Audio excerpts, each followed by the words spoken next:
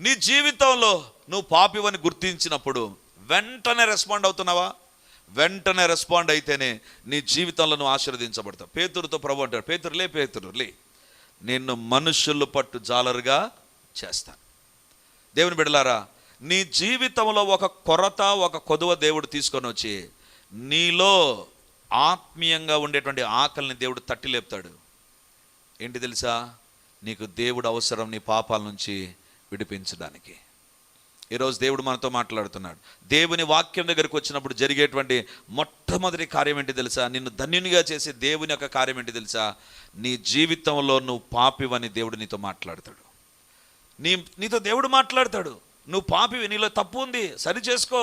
ఎప్పుడైతే పేతురు సాగిలపడి ప్రభువా నేను పాపాత్ముని అన్నాడు, దేవుడు అంటున్నాడు అలాగా పేతురు, if you have taken a decision, ఇదిగో నా తీర్మానం కూడా ఒకటి వస్తుంది. ఏంటి తెలుసా? నువ్వు మనుషులను పట్టే జాలరిగా ఉంటావు. ఇలాంటి చాలా చూసాంలే ప్రభా అనుకోనంటే పేతురు జీవితంలో ధన్యుడు కాకపోయేవాడు. రుచి చూచి తెలుసుకున్నాడు దేవుడు ఉత్తముడని. ఎలాంటి విషయంలో? తన జీవితంలో పాపాన్ని క్షమించే విషయంలో దేవుడు ఉత్తముడని చూశాడు, రుచి చూశాడు. చేపలనే కాదు, తన పాపాలను క్షమించడానికి ఆయనకు మాత్రమే భూమి మీద అధికారం ఉందని దేవుడు చూశాడు. ఈరోజు దేవుడు మనతో మాట్లాడుతుంటున్నాడు. నీ జీవితంలో దేవుడిచ్చేటువంటి ఆశీర్వాదం ఏంటి తెలుసా? దేవుడిచ్చేటువంటి దీవెన ఏంటి తెలుసా? Taste and see that the Lord is capable of saving you. నిన్ను రక్షించడానికి ఆ దేవుడు సమర్థుడని రుచి చూచి తెలుసుకో. ఎప్పుడైతే దేవుడు నీతో మాట్లాడతాడో పాపం విషయంలో సరి చేసుకునేటువంటి వ్యక్తి ధన్యుడు, ధన్యురాలు. దేవుని బిడ్డలారా, ఇదే చేపల రాశిని అదే అక్కడ 2 దోణలు చూశాడా? 2 దోణలు ఉన్నాయా? ఒక దోణలో పేతున్నాడు, మరొక దోణలో ఉండే వాళ్ళు ఏమన్నా అన్నారా? ఏమనలా. దేవుని బిడ్డలారా జాగ్రత్త. వాక్యం దగ్గర పేతురు స్పందించాడు, కానీ ఇంకొక బ్యాచ్ ఉంది స్పందించలా. వాళ్ళు చూసి అబ్బా అవునా ఇంత చేపల రాశి వచ్చిందా, అరే వెరీ గుడ్, పేతురుని అడిగి తీసుకొని పోతే దొరికిందిలే అని వెళ్ళిపోయారు. వాళ్ళు పాపాలు ఒప్పుకోలా. దేవుని దగ్గరికి 2 గుంపులు ఎప్పుడు ఉంటాయండి. వచ్చినప్పుడు పాపాన్ని ఒప్పుకొని సరి చేసుకొని వెళ్ళిపోయే గుంపు ఒకటి, తమ పాపముతోనే వెళ్ళిపోయే గుంపు ఇంకొకటి. ఏ గుంపులో నువ్వు ఉంటావో ఆలోచించు. దేవుడు నీతో మాట్లాడినప్పుడు అవును ఐఎమ్ ఎ సిన్నర్ లార్డ్, దేవా నన్ను క్షమించు. దేవుని దగ్గర వాస్తవ పరిస్థితిని ఒప్పుకొని ఆయన పాదాల దగ్గర సాగిలపడి వదిలేసేవా, నువ్వు ధన్యురాలివి. అదర్వైజ్ ప్రక్కనే మరొక దోణె ఉంది, ఆ జాలర్లు మాత్రం స్పందించలా. నాకు అనిపిస్తుంది పేతురు దీవించబడ్డం వాళ్ళ కళ్ళ ఎదుట వాళ్ళు చూసినప్పుడు అనుకుంటారు, అరే ఆ రోజు మాకు కూడా ఒక అవకాశం వచ్చింది, దాన్ని ఎందుకు మేము తృణీకరించాం. ఈరోజు దేవుడు మనతో మాట్లాడుతున్నా. నీ జీవితంలో ఏ విషయంలో రుచి చూడాలి తెలుసా? నీ దేవుడు పాపాలను క్షమించి నిన్ను ధన్యునిగా చేసే దేవుడు. హల్లెలూయా. అందుకే ప్రతి సందర్భంలో దేవుడు నీలో ఉన్న తప్పును, నాలో ఉన్న తప్పును దేవుడు చూపిస్తూ ఉంటాడు. గొప్ప దైవ సేవకుడు అయినటువంటి డాక్టర్ డిజిఎస్ దినకరన్ గురించి మీరు అందరూ వినే ఉంటారు. Is a very great God servant. గొప్ప భారతదేశానికి దేవుడిచ్చిన గొప్ప ఆశీర్వాదం. కడపలో మీటింగ్స్ జరిగాయండి. 1984 మీటింగ్స్ జరిగినప్పుడు ఆ మీటింగ్స్ మున్సిపల్ గ్రౌండ్లో జరిగాయి.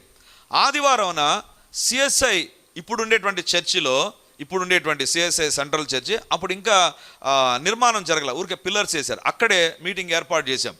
అక్కడ క్వైర్ను లీడ్ చేయడానికి నాకు ఇంకొక అంకుల్కు దేవుడు కృపనిచ్చాడు.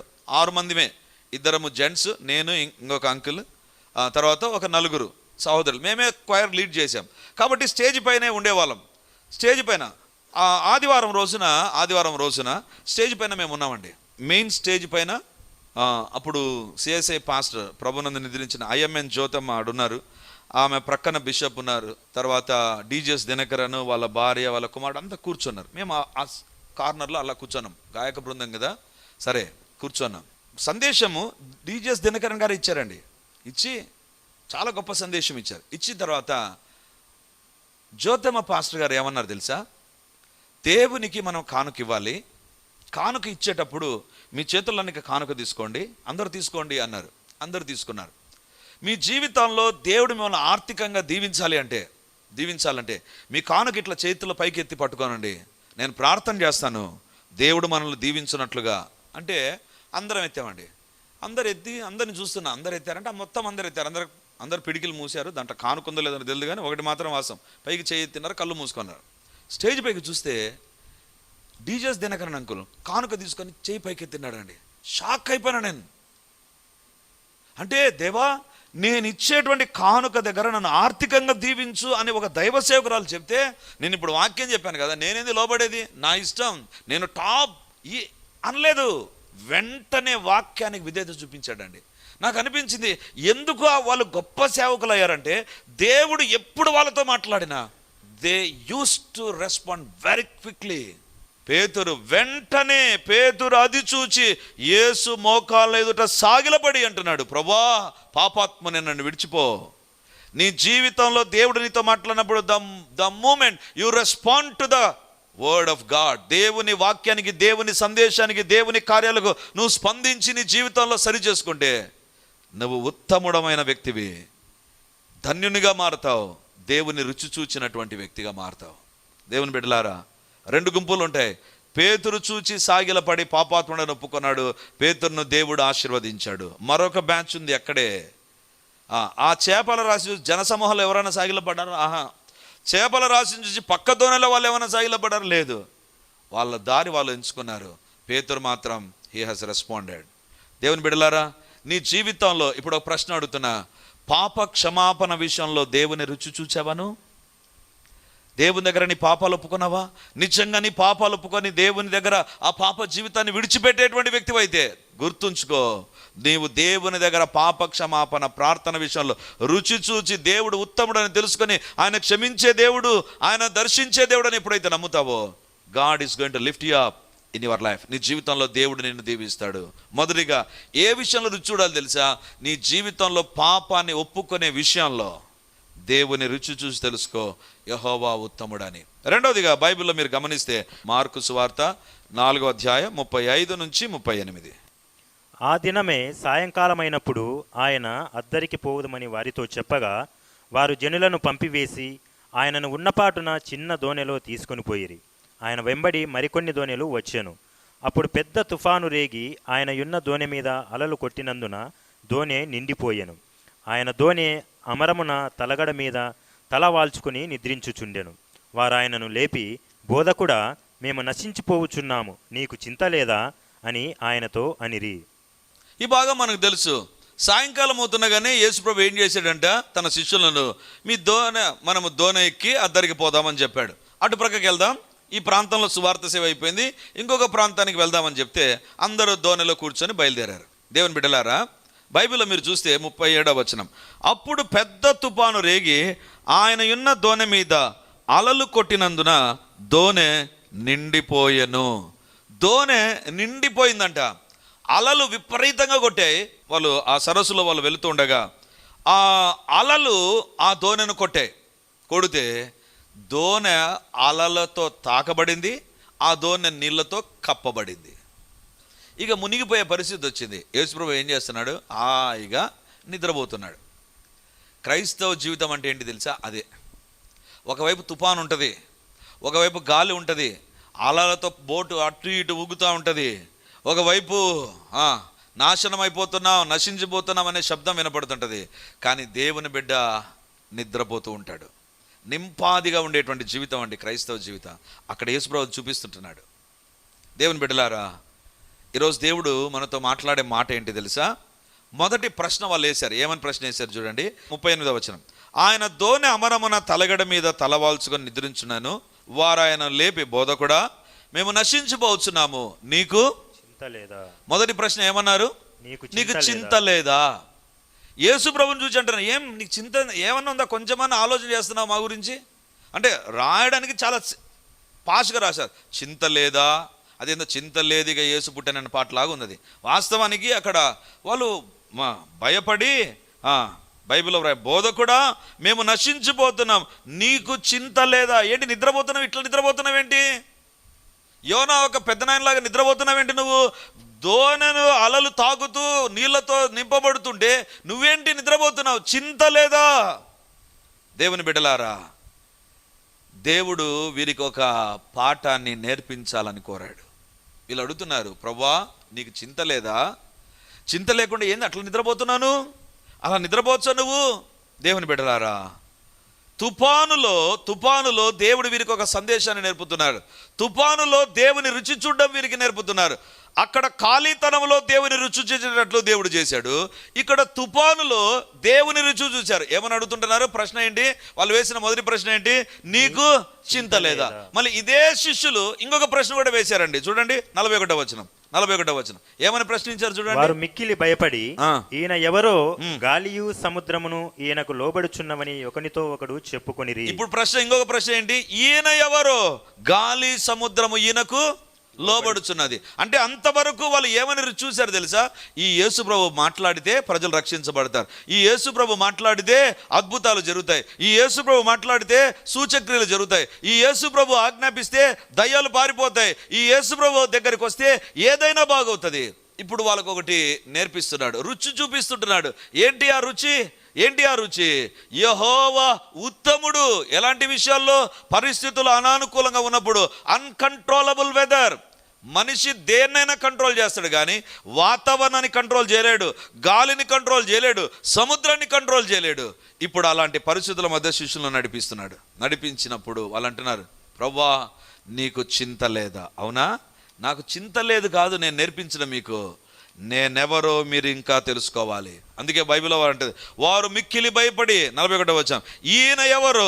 గాలియు సముద్రమును ఈయనకు లోబడుచున్నవని ఒకరినితో ఒకడు చెప్పుకొనిరి. ఈ బ్యాచ్ ఇంతకు ముందు ఏమన్నారు? చింత లేదన్నారు. ఇప్పుడు ఈ బ్యాచ్ యేసు ప్రభు యొక్క శక్తిని చూసి, గాలిని సముద్రాన్ని గద్దించడం చూసి, మన ఇంట్లో కుక్కను గద్దిస్తే అది తోక కూడా తిప్పకుండా మనకు వ్యతిరేకంగా నిలబడుతుందండి. కుక్క మనకు లోబడదు. మనం అన్నం పెట్టి దానికి పాలు పెట్టి అన్నీ పోసిన తర్వాత గమ్మునుండు అరవాకు వెళ్ళిపో అంటే ఫస్ట్ పట్టించుకోదు, నువ్వెవరు అన్నట్టుగా చూస్తుంది. యేసు ప్రభు ఒక్క మాట చెప్పాడు, గాలి సముద్రము నిమ్మలమైపోయింది అంతే. అప్పుడు వాళ్ళు ఏమంటున్నారో తెలుసా? మిక్కిలి భయపడ్డారంట. గాలికి సముద్రానికి భయపడిన వీళ్ళు ఇప్పుడు యేసు ప్రభు దగ్గర మిక్కిలి భయపడుతున్నారు. అంటే ఇంతవరకు యేసు ప్రభును టేక్ ఇట్ ఫర్ గ్రాంటెడ్.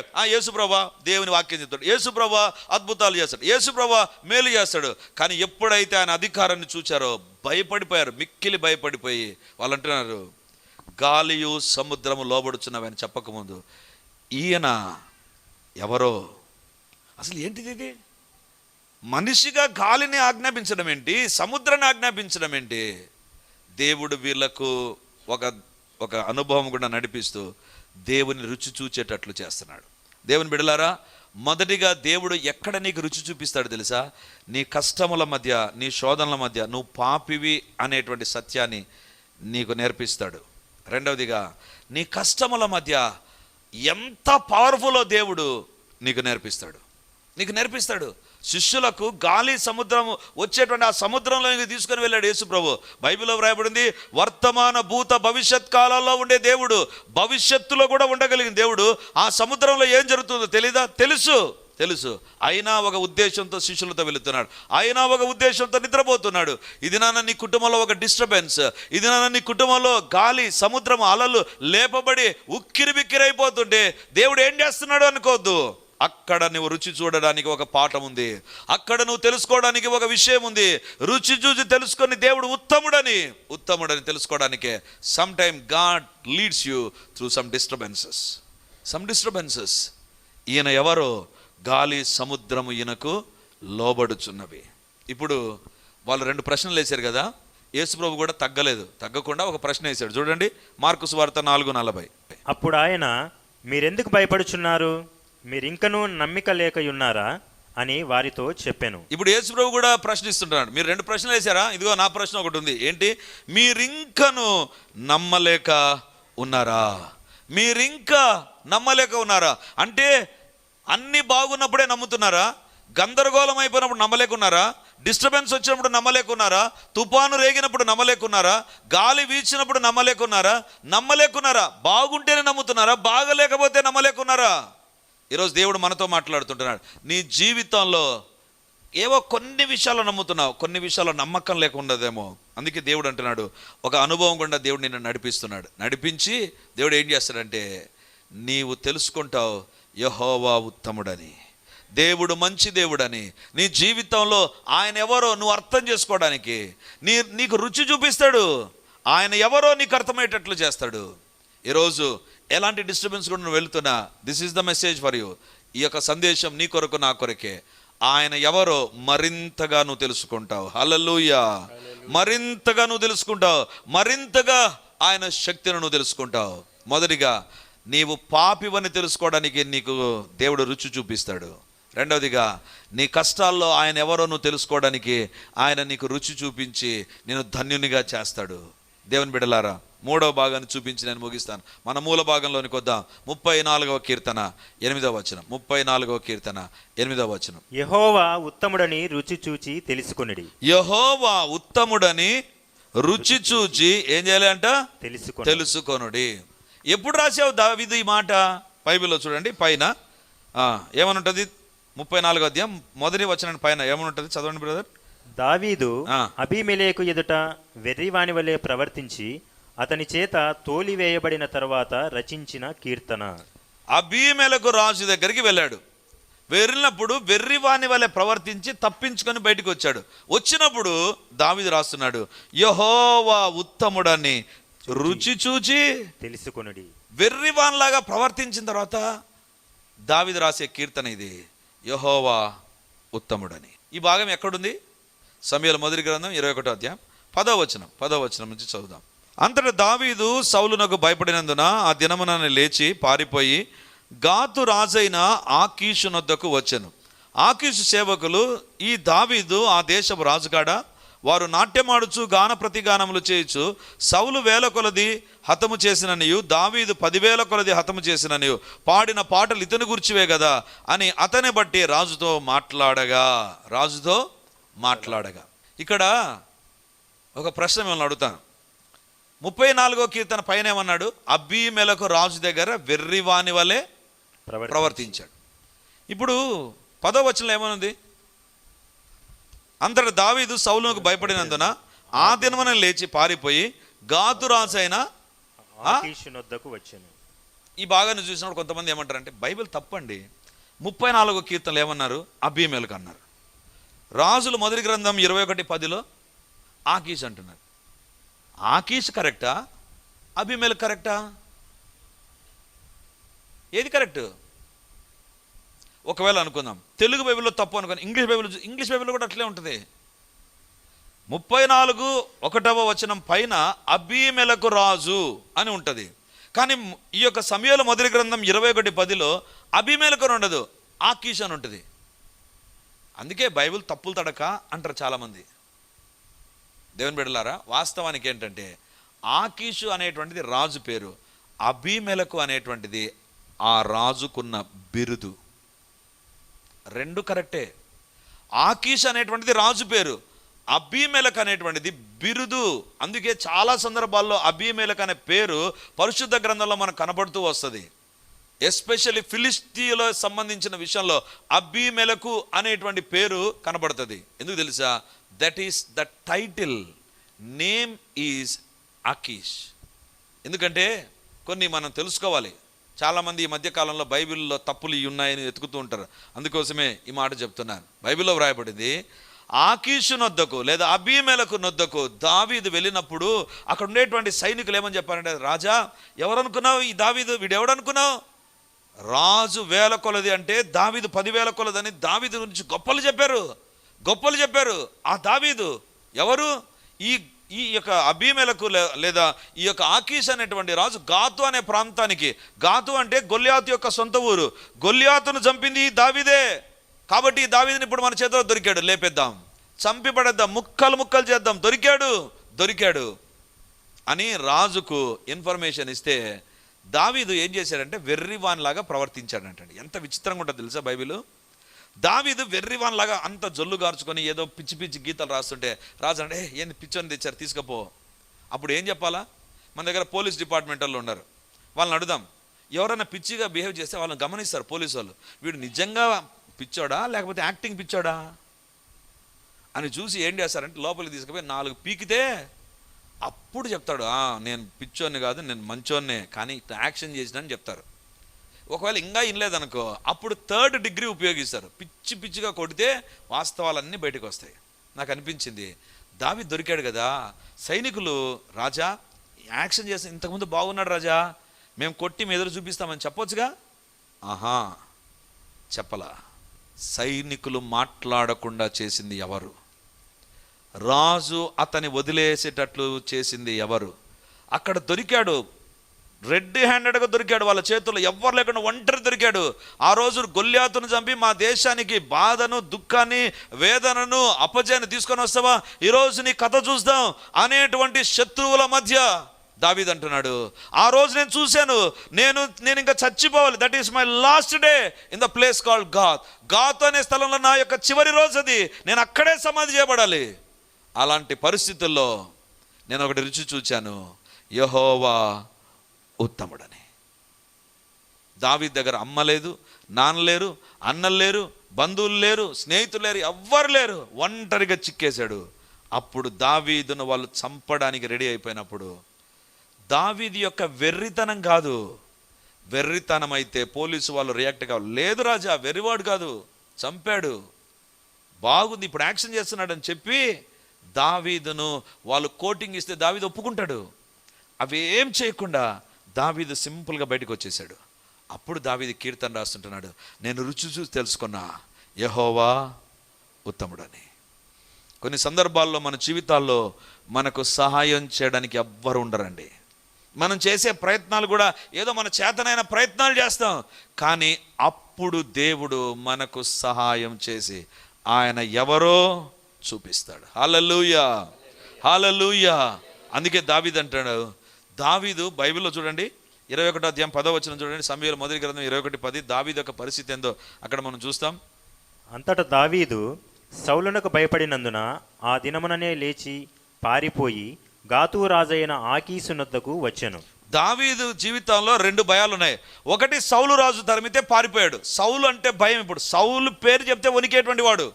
ఇప్పుడు నేరుగా పోయి ఎక్కడికి పోయాడు? గాతులో ఉండేటువంటి ఈ యొక్క ఆకీషు దగ్గరికి వెళ్ళిపోయాడు. ఆయన ఎవరు? ఆయన ఏమైనా మంచిగా వాడా? కాదు, ప్రతీకారం దావీదు పైన తీర్చుకోవాలని ఎదురు చూస్తున్నాడు. దావీదు అనుకోండి, పోయి ఎక్కడికి వచ్చా నేను? ఆ రాజు దగ్గర తప్పించుకొని ఇంకొక రాజు దగ్గరకు వచ్చిన, ఈ రాజు కూడా చంపే రాజు. అతని దగ్గర చంపడం తప్ప వేరొకటి లేని వ్యక్తులు ఉంటుండగా దేవుడు అతన్ని ఈజీగా తప్పించాడు. అది జ్ఞాపకం చేసుకొని రుచి చూచి తెలుసుకున్న యెహోవా ఉత్తముడని. నీ జీవితాల్లో, నా జీవితంలో ఎవ్వరు మనకు సహాయం చేయనప్పుడు గుర్తిస్తాం, బైబిల్లో ఉన్న దేవుడు ఇప్పటికీ సజీవుడు, ఇప్పటికీ సజీవుడు. 2 రాజులు ఒక్క వ్యక్తిని పట్టుకోలేకపోయారు. ఎందుకు? దావీదు అంటున్నాడు, యెహోవా ఉత్తముడని రుచి చూసి తెలుసుకున్నాను. నా జీవితంలో ఎవ్వరు లేనప్పుడు, నా జీవితంలో నన్ను కాపాడడానికి ఎవ్వరు లేరు. ఎందుకంటే 2 రాజులు వాళ్ళ సైన్యం నాకు వ్యతిరేకంగా ఉన్నప్పుడు ఒక్క వ్యక్తి కోసం దేవుని బిడ్డలారా, మనకు తెలుసు ఒసామా బిన్ లాడెన్ను పట్టుకోవడానికి అమెరికా దేశము ఒక శాటిలైట్ను పైన పెట్టిందండి. శాటిలైట్ పెట్టి 24 గంటలు ఆ శాటిలైట్ వచ్చే సిగ్నల్ ఒక గుంపు గమనించేటట్లు చేసేది. ప్రపంచంలో ఎక్కడ దొరుకుతాడు ఒసామా బిన్ లాడెన్? దొరకల. ఎందుకు తెలుసా? అతన్ని కాపాడేటువంటి వ్యవస్థ ఒకటి ఉంది, సైన్యం ఉంది, అతన్ని భద్రంగా ఉంచారు ఎవ్వరికీ తెలియకుండా. ఆ రోజు ఆయన చనిపోయినప్పుడు రాసినటువంటిది ఏంటి తెలుసా ఆయన గురించి? ఆ యొక్క పాకిస్తాన్ దగ్గర, ఆఫ్ఘనిస్తాన్ పాకిస్తాన్ మధ్యలో ఉండేటువంటి ఆ యొక్క ప్రాంతంలో కొండల మధ్య ఒక ఇంటిలో ఉన్నప్పుడు ఒసామా బిన్ లాడెన్ అంట రెండే రెండు సార్లు కిటికీ దగ్గరకు వచ్చి బయటకు చూసి వెళ్ళిపోయాడంట. ఫస్ట్ టైం ఎప్పుడు వచ్చాడో తెలియదు, కానీ సెకండ్ టైం వచ్చినప్పుడు వాళ్ళ శాటిలైట్ ఫోటో తీసింది. ఆ ఫోటోను పట్టుకొని వాళ్ళు ఒసామా బిన్ లాడెన్ అటాక్ చేశారు. ఒసామా బిన్ లాడెన్ కాపాడడానికి ఒక వ్యవస్థ ఉంది, ఆయన దొరికాడు. దావీదు దగ్గర ఏ వ్యవస్థ లేదు, ఎవ్వరు లేరు, ఒంటరిగా ఉన్నాడు. నేను తప్పించబడ్డాను, సజీవునిగా ఉన్నానంటే యెహోవా ఉత్తముడని రుచి చూచి నేను తెలుసుకున్నా. ఈరోజు don't say that you are all alone. నువ్వు ఒంటరి వ్యక్తివని అనుకుంటున్నావేమో, కాదు. యెహోవా ఉత్తముడని రుచి చూడడానికి ఆ మార్గం గుండా దేవుడు నిన్ను నడిపిస్తున్నాడు. ఈరోజు నేర్చుకో ఈ పాఠం. ఏంటి? దేవుని నువ్వు రుచి చూచి తెలుసుకుంటావు, అప్పుడే నువ్వు ధన్యునివవుతావు. 34వ కీర్తన ఎందుకు రాశాడు తెలుసా? 1 సమూయేలు 21వ అధ్యాయం ఉంది కాబట్టి. 1 సమూయేలు 21 అధ్యాయం ఉంది కాబట్టి, పేతురు నీ జీవితంలో మనుషులు పట్టే చాలు ఎందుకయ్యావు? పేతురు అంటాడు, రుచి చూసి తెలుసుకున్నా నేను పాపాత్మనని. శిష్యులారా, మీ జీవితంలో ఈ యొక్క తుఫాను మధ్య ఏం తెలుసుకున్నారు? ఏమి రుచి చూశారు? ఈయన ఎవరో? ఈయనకు గాలియు సముద్రము లోబడుచున్నదే. ఈరోజు దేవుడు నీతో మాట్లాడుతుంటున్నాడు. నీ జీవితంలో ప్రతి అనుభవంలో ఒకటి గుర్తించు, నేను ఏదో నేర్చుకోవాలి, ఏదో రుచి చూడాలి, ఏదో నా జీవితంలో దేవుడు ఉత్తముడని తెలుసుకోవడానికి దేవుడు నన్ను నడిపిస్తున్నాడు. ఎప్పుడైతే ఈ తలంపులో ఉంటావో you can learn one lesson, ఒక శ్రేష్టమైనటువంటి పాఠాన్ని నువ్వు నేర్చుకోవచ్చు. ఈరోజు దేవుడు నీతో మాట్లాడుతున్నాడు. పాప క్షమాపణ విషయంలో దేవుని రుచి చూచి ఆయన పాదముల ఎదుట సాగిలపడి ఆయన ఎదుట నువ్వు ప్రార్థన చేసిన దినం లేకపోతే ఈరోజు నువ్వు ప్రార్థన చేయి. ఈరోజు నువ్వు ప్రార్థన చేయాలి. పాపాత్ముడనని పేతురు ఆయన పాదం ఎదుట సాగిలపడి తన పాపాలను ఒప్పుకొని విడిచిపెట్టి మనుషులను పట్టే జాలరుగా చేయబడ్డాడు. ఇది నీ జీవితంలో ఆశీర్వాదాలు లేకపోవడానికి, దీవెన లేకపోవడానికి, పాపము ఎదుట నువ్వు కాంప్రమైజ్ అయిపోతున్నావు. అది కాదు దేవుడు కోరేది. ఆయన పాదముల మీద పడి పాపాన్ని ఒప్పుకొని విడిచిపెట్టు. ఈ విషయంలో దేవుని రుచి చూసావా? రుచి చూడకపోతే యెహోవా ఉత్తముడని ఈరోజు రుచి చూడమని దేవుడు నీతో మాట్లాడుతున్నాడు. రెండవదిగా, నీ జీవితంలో, నీ కుటుంబంలో, నీ వ్యక్తిగత జీవితంలో వచ్చేటువంటి ఆ తుఫానులు, ఆ గాలి, ఆ బీభత్సం మధ్య taste and see that the Lord is good. దేవుడు ఉన్నాడు, దేవుడు మర్చిపోలేదు. దేవుడు ఎవరో నువ్వు అర్థం చేసుకోవడానికి, ఆయన శక్తి అంటే నువ్వు అర్థం చేసుకోవడానికి ఏ డిస్టర్బెన్స్. మూడవదిగా, నీ జీవితంలో ఎవరు లేని ఒక ఒంటరితనం కూడా వెళుతూ ఎలాంటి పరిస్థితి నా జీవితం అనుకుంటున్నావేమో, దావీదును దేవుడు రాజుగా చేసేంత వరకు ఆగిపోలేదు. అందుకే దావీదు అబీమెలెకు దగ్గర తాను ప్రవర్తించిన ప్రవర్తనను బట్టి దేవుణ్ణి స్తుతిస్తూ, ప్రభా నా ప్రవర్తన నన్ను కాపాడలేదు, నా యొక్క ప్లానింగ్ నన్ను కాపాడలేదు, ఇద్దరి రాజుల నుంచి నన్ను కాపాడి రాజుగా చక్రవర్తిగా చేసిన నీవే ప్రభా, యెహోవా ఉత్తముడని రుచి చూశాడు. ఇది నాన్న ఏమని రుచి చూస్తున్నావు దేవుణ్ణి? అసలు నీ అనుభవాలు ఉన్నాయా? లేకపోతే ఈరోజు దేవుని దగ్గర మనం ప్రార్థన చేద్దాం. దేవా, నా జీవితాన్ని దర్శించు ప్రభా, నా జీవితాన్ని దర్శించు ప్రభా, నా జీవితాన్ని దర్శించు. నా జీవితంలో కూడా నేను రుచి చూచి యెహోవా ఉత్తముడని చెప్పాలి ప్రభా, యెహోవా ఉత్తముడని రుచి చూచి చెప్పాలి ప్రభా. దేవా, నా జీవితాన్ని మార్చు అని అందరం ప్రార్థన చేద్దాం. ఎవరు మౌనంగా ఉండవద్దు. ఏ పాయింట్ దగ్గర దేవుడు నీతో మాట్లాడాడు, ఎక్కడ నిన్ను దేవుడు సంధించాడు, ఎక్కడ దేవుడు నీతో మాట్లాడాడు, సూటిగా ఎక్కడ ఏ వాక్యాన్ని హృదయాన్ని తాకిందో ఆ విషయంలో దేవుని దగ్గర ప్రార్థించు. దేవుడు తన కార్యాలు జరిగించబోతున్నాడు. హల్లెలూయా. స్వస్థతలు, విడుదల ఇచ్చిన దేవా నీకు స్తోత్రము తండ్రి, నీకు స్తోత్రము తండ్రి, నీకు స్తోత్రము తండ్రి, నీకు స్తోత్రం ప్రభా. తండ్రి, మేము రుచి చూడబోతున్నాం, మేము రుచి చూడబోతున్నాం, మేము ధన్యులు కాబోతున్నాం, మేము ధన్యులుగానే ఉంటాం ప్రభా. అపవాది సంబంధికులు ప్రభా మీ శక్తి ఎదుట వెనుకకు వెలుదురుగాక, దేవుని కార్యములే జరుగునుగాక. మాకు వ్యతిరేకంగా రూపొందించబడిన ప్రతి ఆయుధం, మాకు వ్యతిరేకంగా పలుకబడిన ప్రతి మాట, మాకు వ్యతిరేకమైనటువంటి ప్రతి గుంపు యేసు నామమందు విత్డ్రాగునుగాక. ప్రతి సాతాను ఆయుధము వ్యర్థమైపోవునుగాక. మీకే వందనాలు, మీకే స్తుతులు స్తోత్రాలు చెల్లిస్తూ మమ్మల్ని దర్శించి దీవించి మీ కార్యాలు జరిగించినందుకు వందనాలు చెల్లిస్తూ, మాకు కాదు దేవా, మాకు కాదు, సమస్త మహిమ ఘనత మీకు ఆరోపించుకుంటూ యేసయ్య పరిశుద్ధ నామమందు ప్రార్థించి అడిగి పొంది ఉంటున్నాము తండ్రి. ఆమేన్, ఆమేన్, ఆమేన్. Praise the Lord. యేసుక్రీస్తు పరిశుద్ధ నామమందు మీ ఒక్కొక్కరికి మా వందనాలు తెలియజేస్తుంటున్నాను.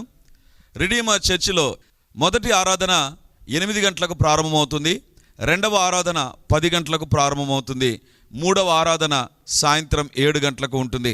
దేవుని బిడ్డలారా, ఎవరైనా ఉదయం ఆయా పనులు కలిగి రెండవ ఆరాధనలకు రాలేకపోతున్నారని భావించి ఈ యొక్క మొదటి ఆరాధన ప్రారంభిస్తున్నాం. సో ఈ యొక్క అవకాశాన్ని సద్వినియోగం చేసుకొని దేవుని యొక్క సన్నిధికి వచ్చి దైవ దీవెనలు మీరు పొందాలని కోరుతున్నాం. మొదటి 2 ఆరాధనలు మాత్రమే ప్రభు బల్ల ఉంటుంది కాబట్టి సిద్ధపడి దేవుని సన్నిధికి రమ్మని మిమ్మల్ని కోరుతూ ఉన్నాను.